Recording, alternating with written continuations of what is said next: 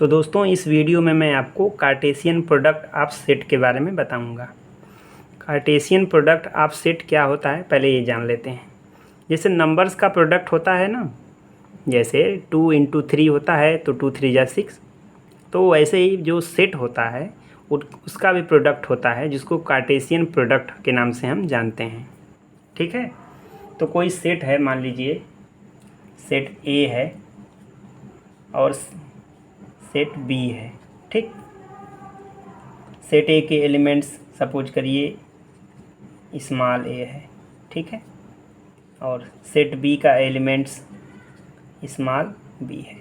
ठीक है, तो ए इंटू बी यानी ए इंटू बी, इसको इंटू नहीं बोलेंगे, इसको क्रॉस बोलेंगे, A cross B. A cross B is equals to, ये क्या हो जाएगा, एक नया सेट बनेगा और इसके एलिमेंट्स और इसके एलिमेंट्स को स्मॉल ब्रैकेट में एक कामा से सेपरेट करके हम ऐसे रख देंगे और इस कर्ली ब्रैकेट से बंद कर देंगे। तो ये आपका हो गया Cartesian product of the two set, मैंने दो सेट हैं उसके कार्टेशियन प्रोडक्ट ये होगा। ठीक है, अच्छा आप एक एग्जाम्पल के तौर पे मैं आपको अच्छे से समझाता हूँ। सपोज करिए सेट ए है, उसके एलिमेंट्स लिख लेता हूँ 1 3 4। ठीक, सेट बी है 9 8।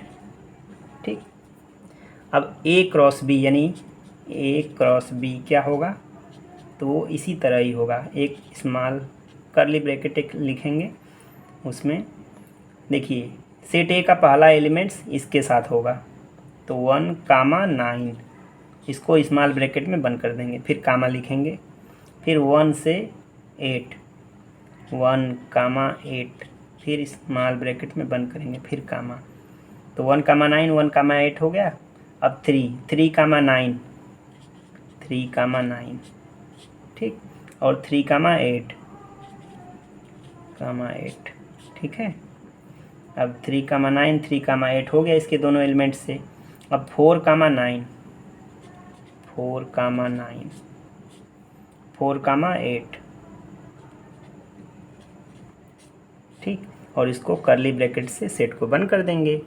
ठीक है, तो ये आपके ए क्रॉस बी यानी Cartesian product of A and B आपको प्राप्त हो गया। ये भी एक सेट ही होता है।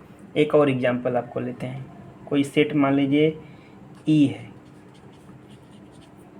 एल एम एन इसके एलिमेंट्स हैं। ठीक, एफ सेट है जी एच आई। ठीक, हो गया। अब ई क्रॉस एफ, ई और एफ का कार्टेशियन प्रोडक्ट क्या होगा ये ज्ञात करिए। तो देखिए कैसे ज्ञात करेंगे, यहाँ से शुरू करते हैं और सब में इसमें बनाते हैं, पेयर बनाते हैं। तो एल पेयर बनाएंगे जी और स्मॉल ब्रैकेट से रख देंगे, फिर एल एच, ठीक, एल आई, ठीक है। देखिए फिर ये तीनों से हो गया। अब एम लेते हैं, एम जी, एम कामा जी और स्मॉल ब्रैकेट से बंद कर देते हैं, फिर कामा लगा देते हैं। ठीक, फिर एम एच, ठीक, फिर एम आई, एम एच हो गया, एम आई, ठीक, हो गया। फिर देखिए एच, ये एच है, नहीं एन है, सॉरी ये एन है। ठीक है, एन है, एन जी, ठीक, एन एच, एन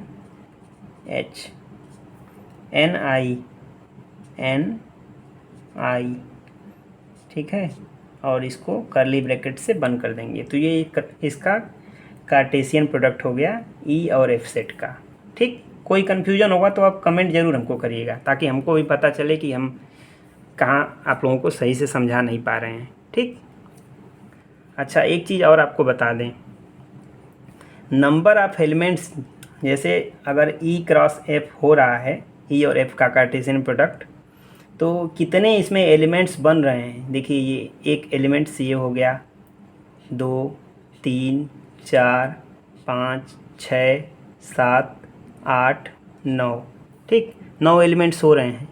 तो अगर पूछा जाएगा कि ई क्रॉस एफ का कितने एलिमेंट्स होंगे, तो देखिए ई और एफ के जितने एलिमेंट्स होते हैं, जैसे ई में 3 एलिमेंट्स हैं, 1 2 3, एफ में 1 2 3, 3 एलिमेंट्स हैं, तो 3 गुणे 3 यानी 3 इंटू 3 करेंगे 9 एलिमेंट्स, यानी टोटल इसमें 9 एलिमेंट्स होंगे। जनरली मल्टीप्लिकेशन ही जो होता है एलिमेंट्स का, नंबर ऑफ़ एलिमेंट्स का, तो वो उसके कार्टेशियन प्रोडक्ट के नंबर ऑफ़ एलिमेंट्स के इक्वल होता है।